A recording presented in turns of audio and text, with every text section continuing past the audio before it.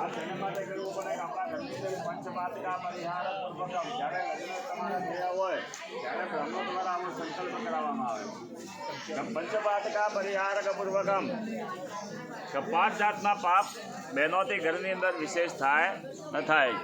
તો 5 જાતના પાપ કયા થાય કે ઘરની અંદર સૌથી પહેલાં તમે શું કરો? કચરું મારો.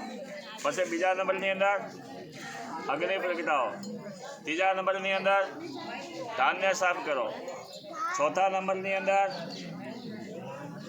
ગાય અને કૂતરાની રોટલી કાઢવી પડે. અને 5મા નંબરની અંદર ભગવાનને ધરાયા વગર ધરાવાય ખવાય નહીં. આ બધી કોની જવાબદારી આવે? બહેનો નહીં આવે. તો પાપ પણ કોને લાગે? બધું બેન નહીં લાગે.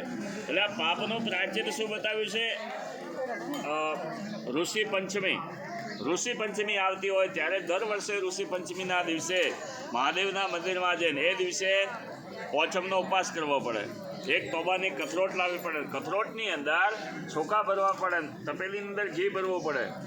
1100થી લગાવે 5100 રૂપિયા દક્ષિણાની અંદર મૂકે એ પાત્ર બ્રાહ્મણના દાનમાં કરવું પડે. આખા વર્ષની અંદર જે પાપ થયા હોય એ સર્વ પાપોમાંથી આપણે મુક્તિ થઈ શકીએ.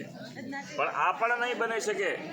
તો તમે કીધું કે શિવાલયે જે જગ્યાએ મહાદેવનું મંદિર હોય એ મહાદેવના મંદિરની અંદર 1 કિલો ઘી 1 કિલો ચોખા આજે આ યજ્ઞ નિમિત્તે તમે મૂકી આવજો.